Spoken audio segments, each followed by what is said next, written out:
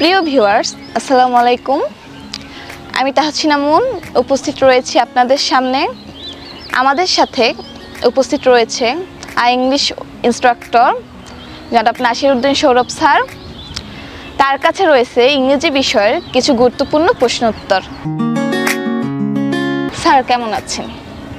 আলহামদুলিল্লাহ ভালো আছি। তুমি কেমন আছো? স্যার আলহামদুলিল্লাহ ভালো আছি। ইংরেজি বিষয়ের কিছু গুরুত্বপূর্ণ প্রশ্ন উত্তর রয়েছে আপনার জন্য আজকে। প্লিজ। আমরা যে ইংরেজিকে এত গুরুত্ব দিই, শিখি, এটা কেন দিই? এটা তো আমাদের দেশের ল্যাঙ্গুয়েজ না আসলে। প্রথমেই তোমাকে ধন্যবাদ জানাই শুরু করছি এত সুন্দর একটা প্রোগ্রাম করে আমাকে গেস্ট হিসেবে ডেকে নিয়ে আসার জন্য। তোমার প্রশ্নটা ছিল এরকম যে actually English is not our mother tongue, so why should you learn it, right? ইংরেজি আমাদের মাতৃভাষা না, তো আমরা এটা আমাদের কেন শেখা উচিত, তাই তো? দেখো, পৃথিবীতে রাষ্ট্র রয়েছে প্রায় 206টার মতো। এখন এক একটা দেশের মাতৃভাষা হচ্ছে এক এক রকমের। ফর এক্সাম্পল, আমরা যদি চীনের মানুষের সাথে কথা বলতে চাই তাহলে আমাদের শিখতে হবে চাইনিজ মান্দারিন ল্যাঙ্গুয়েজ। আমরা যদি রাশিয়ার মানুষের সাথে কথা বলতে চাই তাহলে আমাদের শিখতে হবে রুশ ল্যাঙ্গুয়েজ। আমরা যদি আর্জেন্টিনার মানুষের সাথে কথা বলতে চাই তাহলে আমাদের শিখতে হবে স্প্যানিশ ভাষা। আবার যদি আমরা ব্রাজিলের মানুষের সাথে কথা বলতে চাই তাহলে আমাদের শিখতে হবে পর্তুগিজ ভাষা। এখন আমাদের বিভিন্ন কাজের জন্য পৃথিবীর বিভিন্ন রাষ্ট্রের মানুষের সাথে ওঠা বসা করতে হয়, কাজ করতে হয়, ব্যবসা বাণিজ্য করতে হয়। তো পৃথিবীর এতগুলো দেশের এতগুলো ভাষা তো আর একজন মানুষের পক্ষে শেখা অবশ্যই সম্ভব না।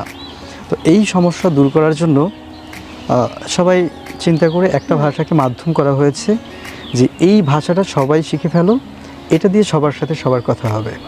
এই জন্য ইংরেজি ভাষাটাকে একটা ইন্টারন্যাশনাল ল্যাঙ্গুয়েজ হিসেবে প্রতিষ্ঠা করা হয়েছে। এখন যদি ইংরেজি শুধু আমরাই শিখি বাংলাদেশিরা, তা কিন্তু নয়। পৃথিবীর সব দেশের মানুষরাই ইংরেজি শেখে, শুধু যাদের মাতৃভাষা ইংরেজি নয়। ফর এক্সাম্পল আমেরিকা, ইংল্যান্ড, এদের মাতৃভাষা ইংলিশ, তো তারা শেখে না, এছাড়া সবাই শেখে। এখন প্রশ্ন হতে পারে যে তাহলে ইংরেজিটাই কেন ইন্টারন্যাশনাল ল্যাঙ্গুয়েজ হলো? আরও তো অনেক ভাষা আছে, সেগুলো তো হতে পারতো। তো ইংরেজিটা আন্তর্জাতিক মাতৃভাষা হওয়ার কারণ হচ্ছে, আন্তর্জাতিক যে ইন্টারন্যাশনাল ল্যাঙ্গুয়েজ হওয়ার কারণ হচ্ছে যে আমেরিকার ভাষা যেহেতু ইংরেজি, তো তারা হচ্ছে বিশ্বের সবচেয়ে প্রভাবশালী, তো ক্ষমতাশীল রাষ্ট্র, এই জন্য তাদেরটাই সবার মেনে নিতে হয়েছে আর কি। এই জন্য আমাদের এটা শিখতে হচ্ছে। ইংরেজি অনেকের কাছে হার্ড, আবার অনেকে ভয় পায় এটা শিখতে গেলে। এর রিজনটা আসলে কি?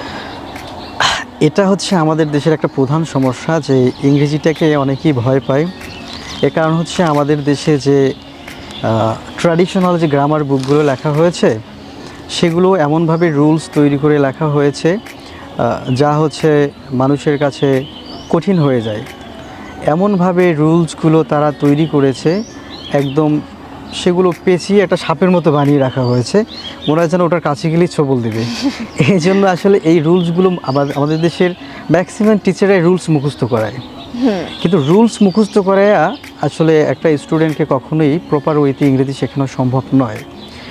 রুলস মুখস্থ করা ছাড়া অনেক সহজ পদ্ধতি আছে ইংরেজি শেখার জন্য।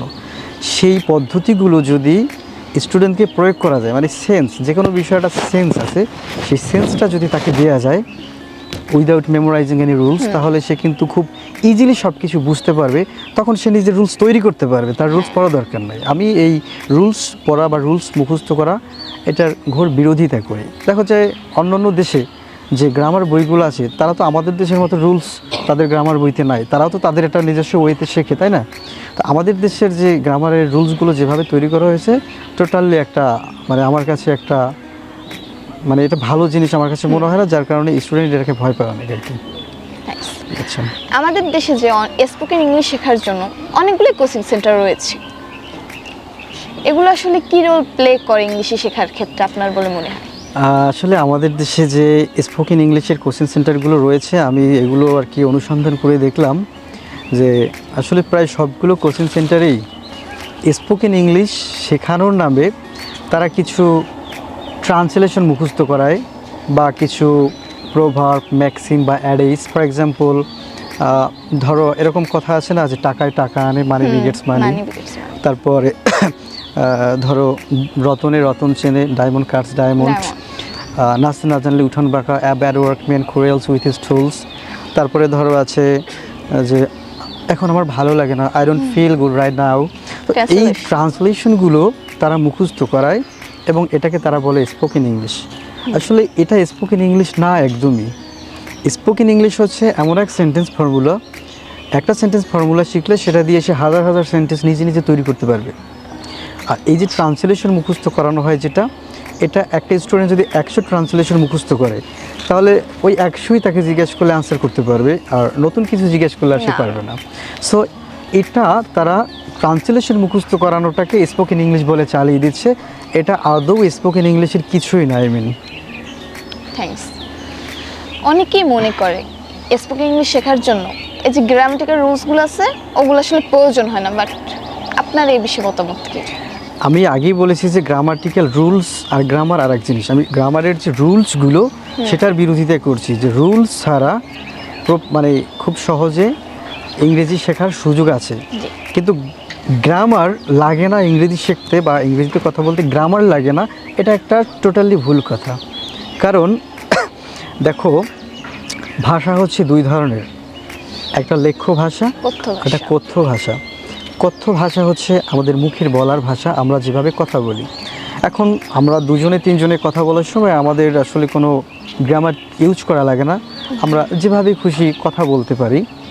কিন্তু আমরা যদি কখনো কোনো কিছু লিখবো, একটা চিঠিও যদি লিখতে বসি, আমাদের কিন্তু ওই যেরকম আমরা মুখে কথা বলি সেরকম ইচ্ছে করলেই লিখতে না। পারি না। আমরা যদি বিদেশিদের সাথে কোনো মেইল করি তাহলে আমরা মুখে যেভাবে বলি সেভাবে আমরা লিখতে পারি না। এটা তো পরের কথা। আমরা যদি সাধারণত 50 জন 100 জন মানুষের সামনে একটা বক্তৃতাও দিতে যাই, তখনও কিন্তু আমরা আসলে আমাদের ইচ্ছা মতো আর সেখানে বলতে পারি না। তখন চিন্তা করে করে আমাদের সুন্দর সুন্দর কথাগুলো সাজিয়ে সাজিয়ে এনে তারপর আমাদের ডেলিভার করতে হয়। That's language, that's grammar. এখন যদি কেউ বলে যে গ্রামার লাগে না, তাহলে সে আসলে তার ভাষার কোনো জ্ঞানই নাই। গ্রামার ছাড়া কথা বলাটা হয় অসভ্য, কিন্তু গ্রামার দিয়ে কথা বলাটা সভ্য। হয়ে যায় সভ্য। গ্রামার ছাড়া কোনো ভাষাই সভ্য নয়। এই জন্য যারা বলে যে গ্রামার লাগে না, এটার আরেকটা ভালো উদাহরণ হচ্ছে, তুমি যখন বিদেশিদের সাথে কথা বলবা, তুমি যে আমি ভাত খাই, এটার সঠিক গ্রামার মেনটেন করে সেন্টেন্সটা হচ্ছে আই ইট রাইস। এখন তুমি বলতে পারো এটা গ্রামার মেনটেন না করে যে রাইস আই ইট বা ইট রাইস আই, মানে এরকম এলোমেলো করেও যদি তুমি বিষয়টা বলো, তাহলে ওই বিদেশি বুঝবে তুমি যে ভাত খাও সেটাই বলছো। কিন্তু তুমি যখন এটা লিখবা কোথাও, তখন কি এরকম এলোমেলো করে লিখতে পারবা? অবশ্যই অবশ্যই না। পারবে না। তাহলে বলার ভাষায় তুমি যা ইচ্ছে তাই বলতে পারো, কিন্তু লেখার ভাষায় অবশ্যই গ্রামার ইউজ করতে হবে। সো গ্রামারের কোনো বিকল্প নাই, গ্রামার অবশ্যই জানতে হবে। এবার একটি ইম্পর্টেন্ট কোশ্চেনে আসা যাক।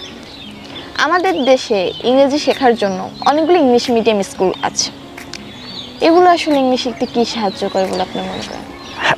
এই প্রশ্নটা আমি অত্যন্ত মনোযোগের সাথে দিতে চাই, কারণ আমি মনে হয় বাংলাদেশের একমাত্র প্রথম ব্যক্তি যিনি ইংলিশ মিডিয়াম স্কুলের বিপক্ষে অবস্থান নিয়েছি। আচ্ছা। এর কারণ হচ্ছে আমাদের দেশে যতগুলো ইংলিশ মিডিয়াম স্কুল আছে এবং সেখানে সেই প্রতিষ্ঠানে যারা শিক্ষক হিসেবে আছেন, তারা কেউ ইংলিশ মিডিয়াম স্কুলে পড়াশোনা করে নাই। সো একজন ইংলিশ মিডিয়াম স্কুলে পড়াশোনা না করে যদি ইংলিশ মিডিয়াম স্কুলের টিচার হতে পারে, তাহলে সে ওই বাচ্চা ইংলিশ মিডিয়াম স্কুলে পড়ে তার ইংরেজি কেন শিখতে হবে? এখন বলতে পারো যে ইংলিশ মিডিয়াম স্কুলে পড়ে ইংরেজি শিখলে সমস্যা কী? সমস্যাটাই মারাত্মক। ইংলিশ মিডিয়াম স্কুলগুলোতে ইংরেজি শেখানোর জন্য স্টুডেন্টদের করে মানসিক টর্চারের মতো করা হয়, মানসিক নির্যাতনের মতো হয়ে যায় এবং তারা প্রায় পাগল হয়ে যায়। যেমন রিসেন্টলি আমার একটা কাজিনের সাথে কথা হয়েছে, তার ছেলেকে ইংলিশ মিডিয়াম স্কুলে দিয়েছিল, তো পরে দেখে তার ছেলে প্রায় পাগল হয়ে যাবে সেখান থেকে ব্যাক করে নিয়ে আসছে। এবং আমি ব্যক্তিগতভাবে কয়েকটা ইংলিশ মিডিয়াম স্কুল থেকে অফার পেয়েছিলাম সেখানে টিচার হওয়ার জন্য। তখন আমি তাদেরকে যে কোশ্চেনটা করেছি সেটা আমাকে অ্যান্সার দিতে পারে নাই। আর সেটা হচ্ছে যে আমি তো ইংলিশ মিডিয়াম স্কুলে পড়াশোনা করে ইংরেজি শিখি নাই, তাহলে আমি ইংলিশ মিডিয়ামে না পড়ে যদি ইংলিশ মিডিয়ামে টিচার হতে পারি, তাহলে ওই বাচ্চার ইংলিশ মিডিয়ামে পড়তে হবে কেন? তোমাকে যদি কেউ হাতের উপর রেখে সাঁতার শেখায়, এটা এক ধরনের শেখা, আর কেউ যদি চুবাইতে চুবাইতে সাঁতার শেখায়, সেটাও এক ধরনের সাঁতার শেখানো। এখন কোনটা সহজ হবে? অবশ্যই হাতের উপর রেখে। তাহলে ইংলিশ মিডিয়াম স্কুলে ইংরেজি শেখা হলো মানসিক নির্যাতন করতে করতে ইংরেজি শেখানো।